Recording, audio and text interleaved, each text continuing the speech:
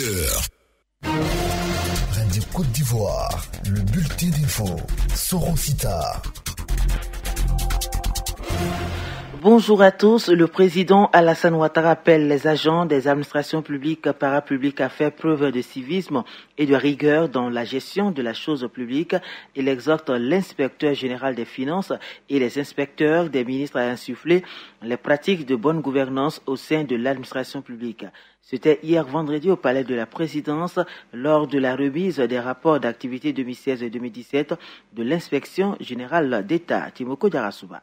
39 missions en 2016 contre 15 en 2017 ont été réalisées par l'inspection générale d'État. Des missions qui ont permis de relever des dysfonctionnements constatés au sein de l'administration publique et parapublique. Des dysfonctionnements qui partent de la répartition inégale, tant qualitative que quantitative des fonctionnaires et agents de l'État dans les structures, en passant par le manque de manuels de procédure, mais aussi des irrégularités dans la passation des marchés publics. Awa Ndoli, inspecteur général d'État. Au plan quantitatif, il est apparu une répartition déséquilibrée des ressources humaines qui conduit bien souvent à des effectifs pléthoriques dans certaines administrations, tandis que d'autres en sont en sous-effectifs. Cette situation est encore plus marquée du point de vue de la répartition géographique, notamment à Abidjan par rapport à l'intérieur du pays. Au plan quantitatif, on a pu noter un déficit important de personnel qualifié dans de nombreuses structures techniques. On peut également regretter que dans bien de structures, les organigrammes existants ne sont pas conformes aux textes réglementaires. Par ailleurs, en vue de mieux anticiper sur d'éventuels dérapages, nous suggérons des contrôles et audits beaucoup plus réguliers et à des intervalles beaucoup plus rapprochés. Le président Alassane Ouattara, qui a apprécié le travail de l'organe de contrôle, exhorte les personnels de l'administration publique et parapublique à la pratique de la bonne gouvernance. Il est nécessaire que la question de la bonne gouvernance, qui constitue un impératif et un levier de développement, soit inscrite dans les habitudes de nos compatriotes et de manière particulière ceux qui ont la charge de la gestion publique. L'inspecteur général d'État demande également la mise en œuvre des recommandations faites par l'institution de contrôle des finances publiques, ce qui n'est pas le cas puisque sur 138 recommandations faites, seules 53 ont été appliquées. Le nonce apostolite en Côte d'Ivoire est allé faire ses adieux au président Alassane Ouattara. Joseph Spiteri a été reçu par le chef de l'État.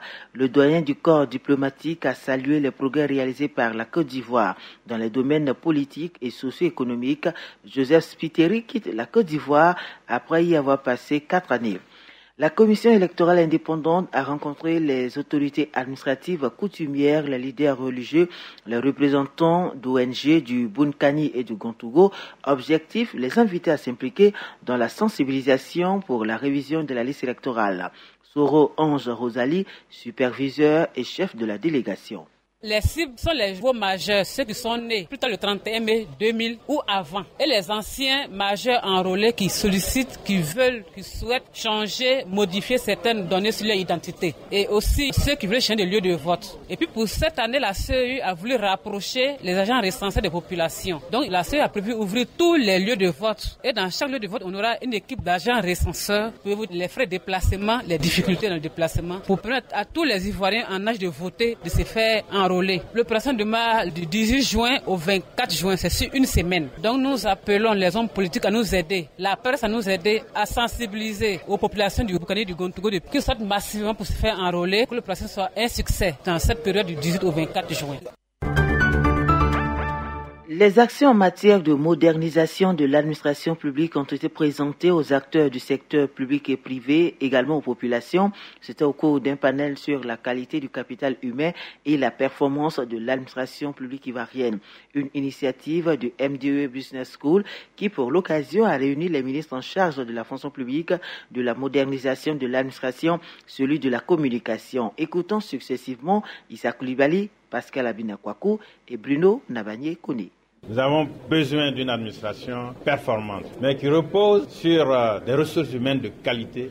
Et pour atteindre cet objectif, nous avons passé en revue le cadre institutionnel, les différentes réformes, notamment la réforme du statut général de la fonction publique. Il y a aussi la réforme qui va porter sur la loi de 95, qui régit le renforcement des capacités. On a cité un peu les outils mis en place pour cette modernisation. L'OSEP, le cadre stratégique pour que Demain, les citoyens ivoiriens ne se déplacent plus pour aller prendre un papier. Tout sera en ligne. Il est obligatoire pour la Côte d'Ivoire de faire en sorte que son administration utilise le mieux possible ces technologies, que tous les fonctionnaires pratiquement soient bien formés, que tous nos services puissent être fournis en ligne.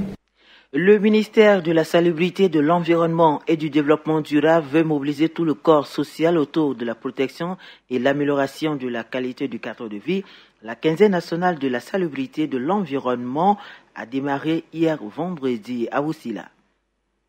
3 journées sont au centre de cette quinzaine. Il s'agit de la Journée mondiale de l'environnement, célébrée le 5 juin. Le thème, combattre la pollution plastique, avec pour slogan national, une Côte d'Ivoire sans sachets plastique, c'est possible. Suivra le 8 juin la Journée mondiale des océans. Le thème est rendons nos océans propres, avec pour slogan, un littoral attrayant pour la promotion de l'économie symbiotique en Côte d'Ivoire. La 3e est la Journée mondiale de lutte contre la désertification et la sécheresse, célébrée le 17 juin autour du thème, la terre a une vraie valeur, investissez-y. Avec pour slogan, les consommateurs qui investissent intelligemment dans les terres. Leur importance avec la ministre Anne-Désirée Ouloto. Toutes les activités qui se dérouleront autour de ces thèmes ont pour objectif commun d'attirer l'attention de tout citoyen sur sa responsabilité à protéger son capital naturel et son cadre de vie contre toutes les formes de dégradation. L'objectif général de notre quinzaine est de marquer la célébration de ces 3 journées mondiales en vue d'une meilleure protection de l'environnement et de contribuer à l'amélioration du cadre de vie des populations d'ici à 2030.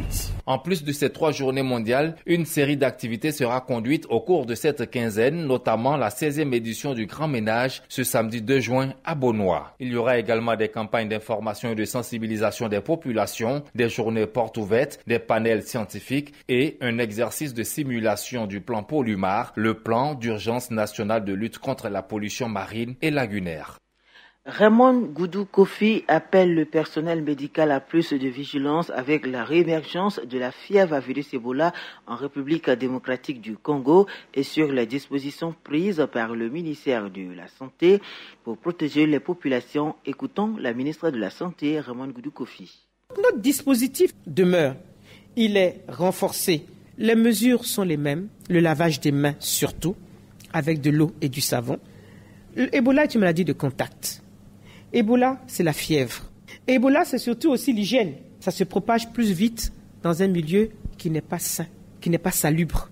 Nous n'allons pas dire aux gens de ne plus manger la viande de brousse. Nous allons simplement dire d'éviter la consommation d'animaux morts en brousse. Si on trouve un agouti qui est déjà mort, il ne faut surtout pas le toucher, surtout pas le manipuler. Surtout pas. Même si on me dit oui qu'on va le faire cuire, mais avant de le faire cuire, il y a le dépeçage, il y a la manipulation. Donc, le fluide sanguin au contact de la peau humaine, automatiquement, la personne contracte la maladie. Dans le reste de l'actualité en Espagne, le socialiste Pedro Sánchez doit prêter serment ce samedi pour devenir le chef d'un gouvernement qu'il doit encore former. Pedro Sánchez, un économiste de 46 ans, a réussi vendredi à renverser le conservateur Mariano Rajoy au pouvoir depuis 2011 en faisant voter une motion de censure au Parlement. Les États-Unis ont mis leur veto à un texte qui demandait une protection internationale pour le peuple palestinien et qui condamnait fermement Israël pour son usage indiscriminé et disproportionné de la force. En réaction, les États-Unis ont présenté leur texte qui prenait le contre-pied total et condamnait le Hamas, mais les Américains n'ont recueilli qu'une seule voix, la leur. C'est la fin de cette édition. C'était le Bulletin d'info, présenté par Sorosita.